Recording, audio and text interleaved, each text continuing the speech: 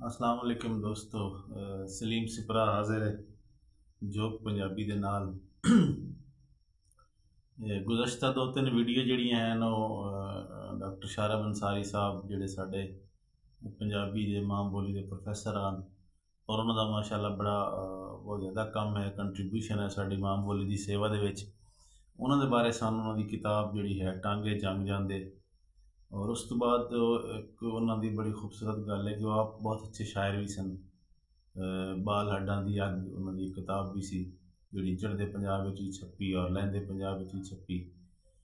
इस तो इलावा उन्हों दा कम जिहड़ा है मां बोली ते साडे वसेब जिहड़ी है लैंदे वसेब ते उन्हों दा होर भी ऐसी दो किताबां उन्हों दियां ढोलियां दियां वो भी छपियां सन जिहड़ियां कि पाकिस्तान पंजाबी अदबी बोर्ड ने छापियां सन। बार दे ढोले, ठीक है जी। और उस तो बाद कन्नी बुंदे, ठीक है जी।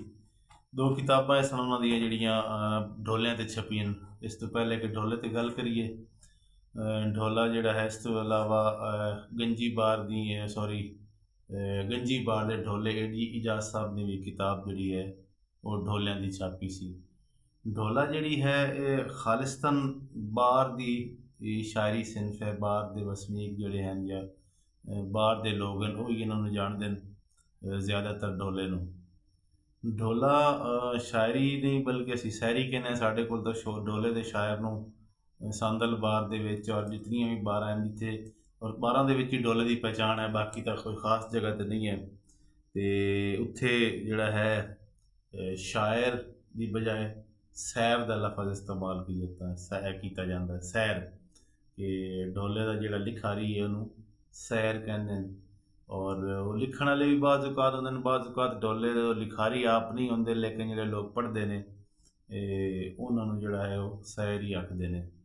और ये बहुत ज़्यादा पॉपुलर सिनफ है सैरी की खास तौर पर सांदल बार दे विच और पुराने जिहड़े लोग ने वसेब दे लोग वो बहुत ज़्यादा शौक नाल सुनते हैं।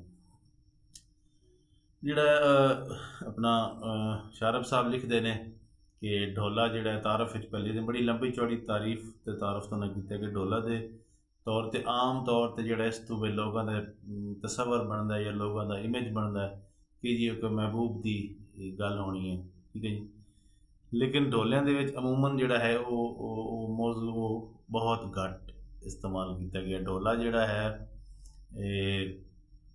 ਉਹਦੇ ਵਿੱਚ ਅਮੂਮਨ ਜਿਹੜੇ ਮੌਜ਼ੂਆਤ ਨੇ ਜ਼ਿਆਦਾਤਰ ਜਿਹੜੇ ਖਾਸ ਤੌਰ 'ਤੇ ਸਾਡੇ ਸੂਰਮਿਆਂ ਦੀਆਂ ਜਿਹੜੀਆਂ ਗੱਲਾਂ ਨੇ ਜਿਹੜੇ ਲੜਾਈਆਂ ਨੇ ਕਬਾਇਲ ਦੀਆਂ ਉਹ ਢੋਲੇ ਦਾ ਬੜਾ ਵੱਡਾ ਇੱਕ ਮੌਜ਼ੂ ਹੈ। ਔਰ ਅਜੇ ਤੱਕ ਵੀ ਜਿਹੜੇ ਪੁਰਾਣੇ ਲੋਕ ਖਾਸ ਤੌਰ 'ਤੇ ਖਾਸ ਜਿਹੜੇ ਮੀਰ ਆਲਮ ਹੁੰਦੇ ਸਨ ਕਬਾਇਲ ਦੇ, ਉਹਨਾਂ ਨੇ ਕਬੀਲਿਆਂ ਦੇ ਢੋਲੇ ਬਣਾ ਕੇ ਕਬੀਲਿਆਂ ਦੀ ਉਸਾਰੀ ਕਰਕੇ ਫਿਰ ਉਹ ਇੱਕ ਕਿਸਮ ਦੀ ਜਿਹੜੀ ਹੈ ਉਹ ਤਾਰੀਖ ਜਿਹੜੀ ਹੈ ਜ਼ਬਾਨੀ वो भी महफूज हो जाती सी। इस तो इलावा ये ढोले के रोमानवीयत जमालियात ये सारे मौजूआत हैं कि छत्तियां बंदियां के ढोले खास तौर पर बड़े मशहूर हैं कि जिहदे मतलब काल और नारो के दो तरह करैक्टर हैं और इन्हां दी आपस का तकरार जिहड़ा है ये भी मतलब ढोलियां का मौजू है। उस तो बाद वाकयाती और मतलब मजहबी रुझान भी जोड़ा है बहुत ज़्यादा पाएगा। हज़रत यूसुफ के ढोले जोड़े हैं वो बहुत ज़्यादा मशहूर हैं और हज़रत यूसुफ का जोड़ा वाक़या है उन्होंने बिरावां ने खूह दे विच सट्टिया और उन्हें वाले साहब जोड़े हैं यकूब अलैहिस्सलाम वो जोड़े ने बहुत अरसा उन्होंने गम में दुखी रहे और ये सारे वाक़यात भी हज़रत यूसुफ के ढोले के नाँ तो मशहूर हैं।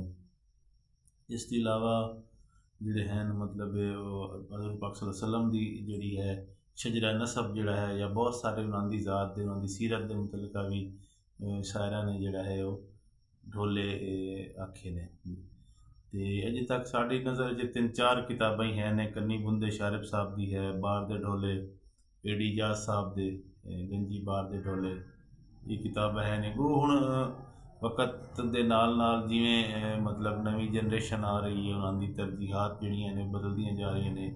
हुण ढोले का भी ज़रा ट्रेंड घट होंदा जांदा लेकिन अजे भी बाहर दे विच जिहड़ा ढोला ਪੋਪੂਲਰ ਤਰੀਨ ਸਿਨਫ ਹੈ ਔਰ ਲੋਕਾਂ ਦੇ ਜਿਹੜਾ ਹੈ ਉਹ ਸੁਣਦੇ ਨੇ। ਅੱਛਾ, ਇੱਕ ਹੋਰ ਜਿਹੜੀ ਇਸ ਦੀ ਕਮਾਲ ਹੈ ਕਿ ਇਹ ਉਹ ਸ਼ਾਇਰੀ ਦੀ ਸਨਫ ਹੈ, ਲੇਕਿਨ ਇਹ ਕਿਸੇ ਸਾਜ਼ ਤੇ ਨਹੀਂ ਗਾਈ ਜਾਂਦੀ।